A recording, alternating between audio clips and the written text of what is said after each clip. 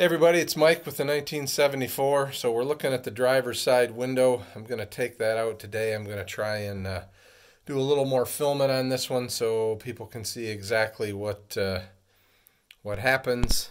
So just quick, I'm going to walk up here so you can see all these little brackets. I labeled 1, 2, 3, 4. And I put a 1 right there so I know where everything goes back, because the holes in them aren't exactly even and I'm not sure what goes in there. And then like the aluminum pieces, I've labeled driver's side, driver's side. I also have a tote that it's an empty nut container that I'm going to put all the parts in that has the designation of D on it. So hopefully this will work. Iris is here with her ball, so she may get in the middle of things. We'll see.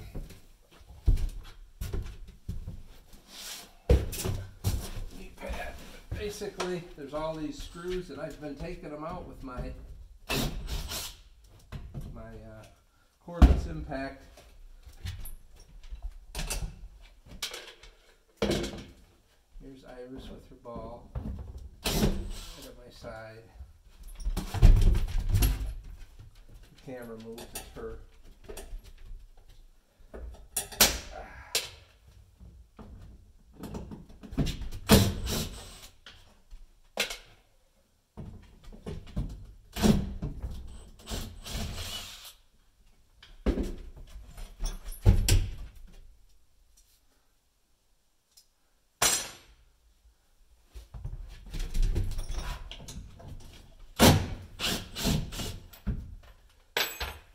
The impact works kind of good because it gives that little braking torque and tends to loosen things up. Now these you don't need to be too afraid of these because they're just run into a channel in the window frame, so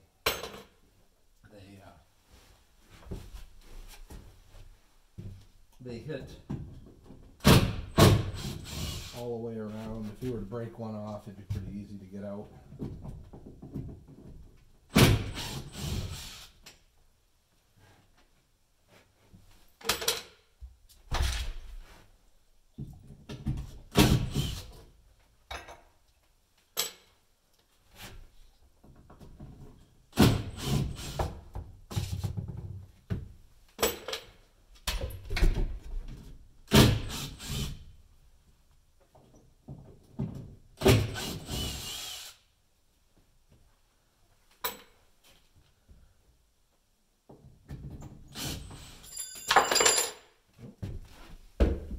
I didn't lose the screw. Good thing.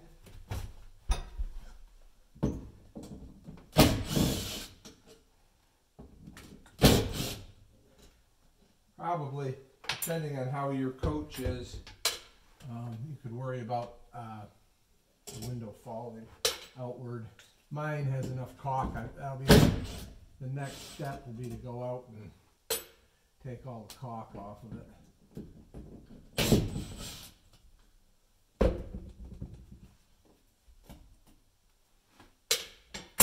Another thing mine has is this channel that somebody added, and it's for the sliding, so that there's a sliding screen.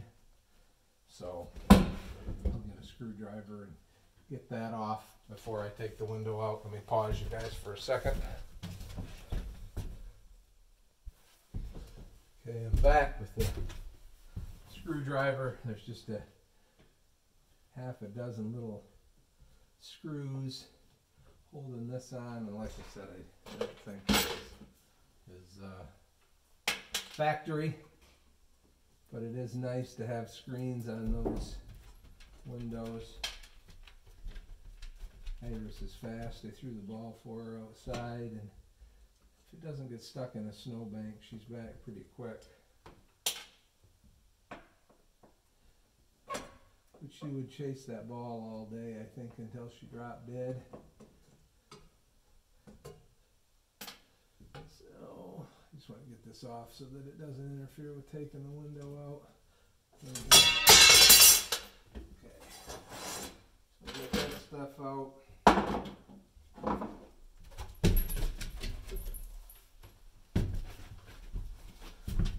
back. Throw the ball and... All right, I'm going to go around and take the wind wing off.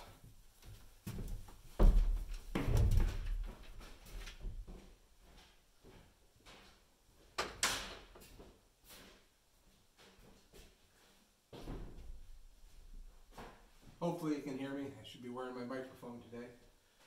So we'll break these loose. A couple of turns on them maybe.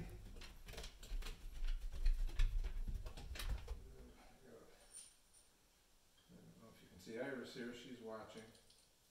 She's finding it interesting.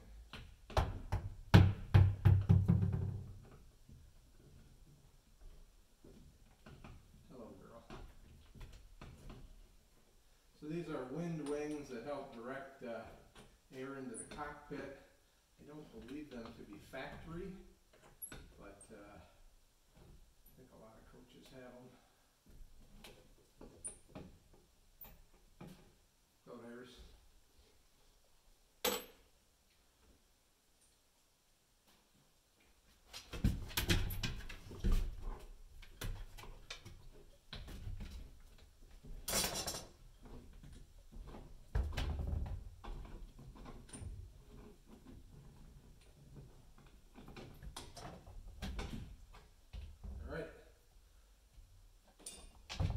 Shut the camera off.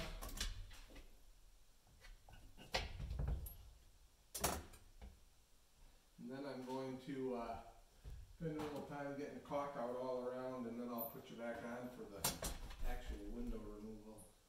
I'm pretty sure anybody who owns one of these is used to removing caulk.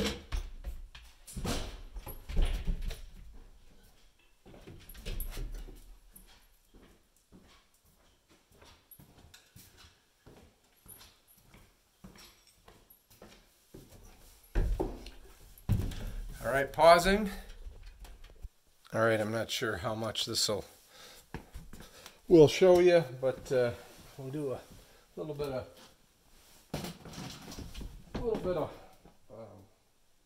putty removal or silicone removal, and then I'll shut the camera off and finish it. I basically just have it's a cotter pin tool.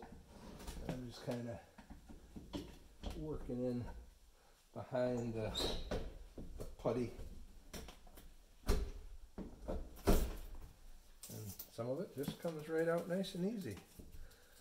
Always a bonus. There's that.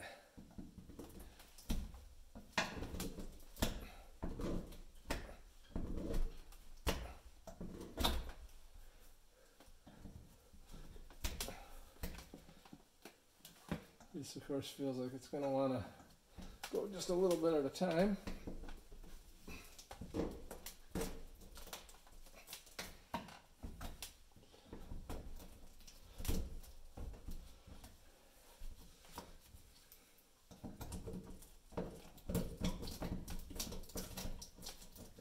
And that's going a little better.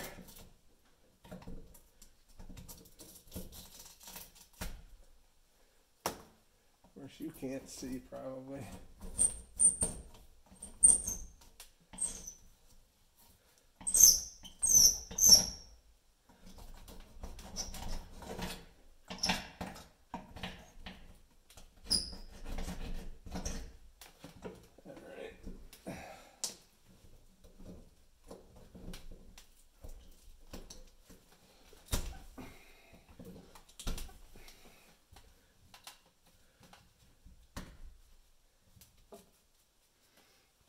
All right, well, I'm going to shut you off. I'm probably out of your view now, and we'll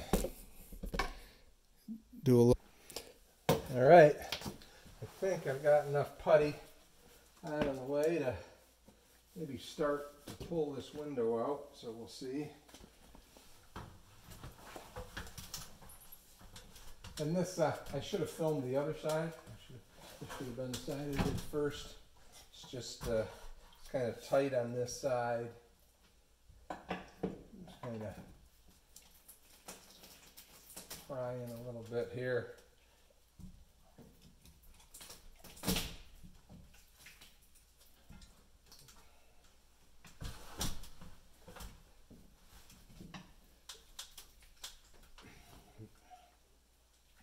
set this down.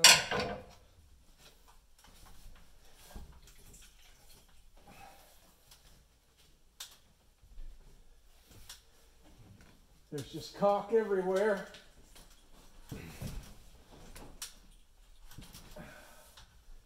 Starting to come. Just trying not to bow it too much.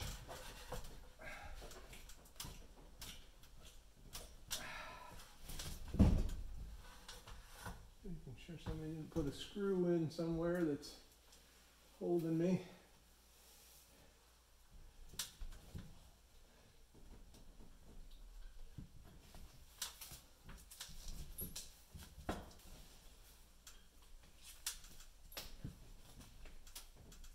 Plus I don't want to go flying on camera.